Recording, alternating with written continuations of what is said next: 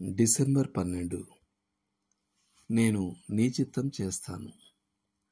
క్రైస్తవ జీవితం చిత్తానికి సంబంధించిన విషయం, మనోభావాలకు సంబంధించినది కాదు.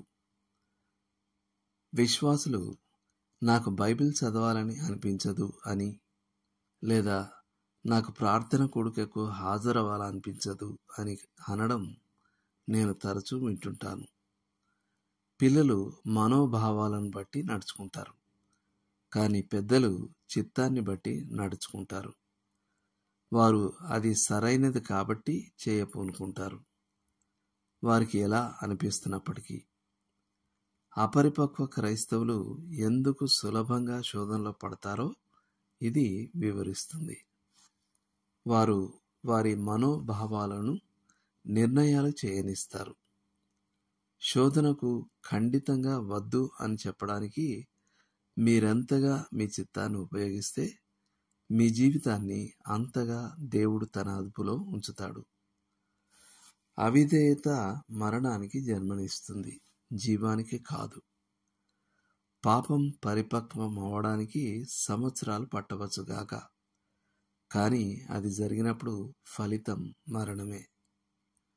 మనమే గనక దేవుని వాక్యాన్ని నమ్మి ఈ అంతిమ విషాదాన్ని చూడగలిగితే అది మనల్ని శోధనకు లొంగవద్దని ప్రోత్సహిస్తుంది.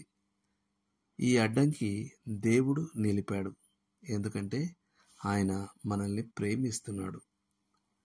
నేటి వచనం: అయితే స్వాతంత్ర్యమునిచ్చు సంపూర్ణమైన నియమంలో తేరిచూచి నిలకడగా ఉండువాడెవడో వాడు విని మరచువాడు కాక క్రియను చేయువాడయ్యుండి తన క్రియలో ధన్యుడగును. యాకోబు 1:25. ఇవి కూడా చదవండి.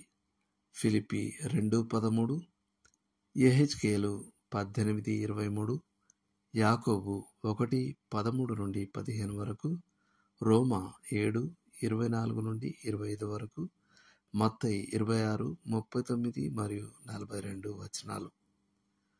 చేయాల్సిన పని: నాకు సిలువపై చనిపోవాలనిపించడం లేదు అని క్రీస్తు ఒకవేళ అని ఉంటే ఇప్పటికీ మనం మన పాపాల్లోనే ఉండుండేవారం. కానీ ఆయన తన తండ్రి చిత్తం చేయనెంచుకున్నాడు. మీరు ఆయన విధేయత మాదిరిని అనుసరింపనెంచుకోవచ్చు. మీ జీవితంలో ఏ విషయాలు కేవలం మీ మనోభావాల చేత అదుపు చేయబడుతున్నాయో నిర్ణయించ ప్రయత్నించండి. మీ జీవితంలో మీ మనోభావ నియంత్రిత విషయాలను జాబితాగా రాయండి.